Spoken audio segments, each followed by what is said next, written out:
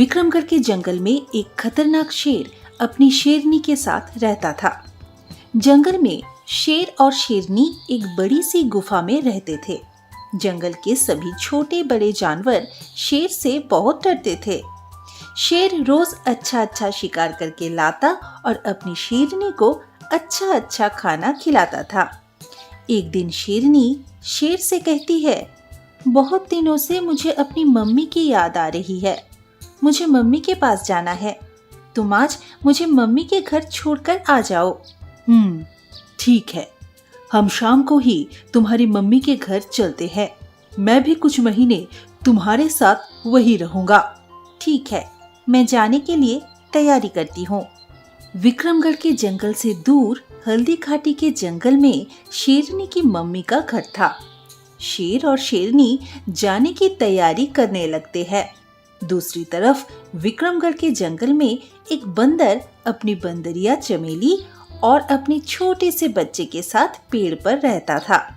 बंदर चुपके से शेर और शेरनी की सारी बातें सुन लेता है और वो खुशी से उछलता हुआ चमेली के पास जाकर कहता है, सुनो चमेली, एक खुशखबरी है। मैं तब तक तुम्हारी कोई बात नहीं सुनूंगी जब तक हमारे रहने के लिए पक्के घर का इंतजाम नहीं हो जाता। बरसात आने वाली है और तुमको हमारी कोई चिंता ही नहीं। सारा दिन जंगल में इस पेड़ से उस पेड़ पर उछलते फिरते रहते हो। मैं बरसात में इस छोटे से बच्चे को लेकर इतने बड़े जंगल में कहाँ कहाँ जाऊंगी। अरे, पक्के घर का इंतजाम हो गया है। क्या? कहाँ हुआ घर का इंतजाम? शेर की गुफा में। तुम्हारा तो दिमाग खराब हो गया है। शेर की गुफा में हम कैसे रह सकते हैं? वो तो हमें कच्चा खा जाएगा। शेरनी और शेर कुछ महीनों के लिए इस जंगल को छोड़कर दूर अपनी माँ के पास हल्दी घाटी के जंगल जा रहे हैं। बरसात के बाद ही आएंगे। कब जा रहे हैं शेर और शेरनी? आज शाम को दोनों जा रहे हैं। मैंने अपने कानों से सुना है। अगर शेर कभी अचानक आ गया तो क्या करोगे? उसके लिए मेरे पास एक तरकीब है। क्या तरकीब है? वो तरकीब तुम्हारे कानों में ही बताऊंगा। चमेली अपना कान बंदर के पास लेकर जाती है। बंदर चमेली के कान में कुछ कहता है। चमेली सुनकर खुश हो जाती है। अरे वाह रे बंदर, ये तो बहुत ही अच्छी तरकीब है। अब हम शेर की गुफा में आराम से रह सकते हैं। फिर शेर शेरनी जंगल छोड़कर चले जाते हैं। बंदर शेर की गुफा में रहना शुरू कर देता है। जंगल में शेर ना होने की वजह से सारे जानवर बहुत खुश हैं। सभी जानवर और पक्षी खुशी से तरह तरह की मधुर आवाज निकाल रहे हैं, नाच रहे हैं, बंदर से बातें भी कर रहे हैं। ये लो बंदर भैया, अमरूद खाओ। तोता टाई टाई करता हुआ उड़ जाता है। तभी हाथी गन्ना लेकर आता है। बंदर भैया, ये लो, गन्ना बहुत मीठा है। धन्यवाद हाथी भैया। हाथी चिंघटता हुआ चला जाता है। ये लो बंदर भैया, आपके और बच्चे के लिए लाल लाल गाजर।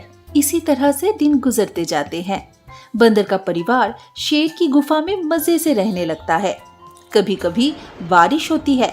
चमेली और उसका बच्चा बहुत मस्ती करते हैं। सुनो जी, मुझे बहुत डर लग रहा है। क्यों? काफी दिन गुजर गए। शेर आ गया तो हमें मार डालेगा। बारिश भी खत्म होने वाली है। चमेली, मैं हूँ ना। बोलते हुए बंदर गुफा से लगे हुए आम के पेड़ पर तेजी से चढ़ जाता है। कुछ और समय बीत जाने के बाद एक रात जंगल में बहुत शोर से तूफानी बारिश होती है। बंदर, चमेली और उनका बच्चा गुफा में बारिश के बंद होने का इंतजार करता है। जंगल के सभी जानवर पंछी अपने अपने घोंसलों में बारिश से बचने के लिए छिपकर बैठते हैं और बीच बीच में आसमान में बिजली कड़कती है। किसी तरह से रात गुजर जाती है। सुबह होते ही बारिश रुक गई।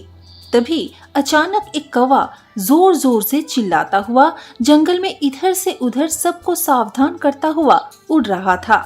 वो कह रहा था, सावधान, शेर जंगल की तरफ आ रहा है। मैंने अपने आंखों से देखा है। सावधान, शेर आ रहा है। चमेली कौवे की बात सुनकर घबरा जाती है और बंदर से बोलती है, अब हम कहाँ जाएंगे? कुछ तो करना पड़ेगा। यहाँ तो शेर सबको खा जाएगा। कुछ करने की जरूरत नहीं है, मैं हूं ना। जब शेर यहाँ आएगा तो तुम वही तरकीब करना जो मैंने तुम्हें कान में बताई थी। मैं वैसा ही करूंगी। बाकी जानवर भी इधर से उधर भाग रहे थे। शेर के आने की खबर सुनकर पूरे जंगल में खलबली मची हुई थी। सब इधर उधर छुपने की कोशिश कर रहे थे। तभी जंगल में शेर के दहाड़ने की जोर से आवाज आती है। जंगल में सन्नाटा हो जाता है। जंगल एकदम शांत हो जाता है। शेर जैसे ही गुफा के पास पहुंचता है, तभी गुफा में से चमेली के चिल्लाने की आवाज आने लगती है और उसके बच्चे की रोने की आवाज आने लगती है। जल्दी से बच्चे के लिए शेर का मांस लेकर आओ, बच्चा भूखा है। आज बच्चे को शेर का मांस खाना है। अरे मैं यूं गया और शेर का कान पकड़कर यूं लाया। अरे जल्दी से शेर का मांस लेकर आओ ना। इधर शेर दोनों की बातें सुनकर घबरा जाता है। मन ही मन सोचता है, पता नहीं ये कौन सा खतरनाक जानवर है जिसका बच्चा शेर का मांस खाता है। तो ये लोग क्या खाते होंगे। नहीं, मैं गुफा में जाकर अपनी जान नहीं दूंगा, यहाँ मेरी जान को खतरा है। शेर जंगल से तेजी से बाहर की ओर जाने लगता है। क्या हुआ महाराज, अभी आए और अभी चल दिए? हाँ, अभी कुछ काम याद आ गया। जैसे ही शेर जंगल से बाहर पहुंचता है, उसे चालाक लोमड़ी मिलती है।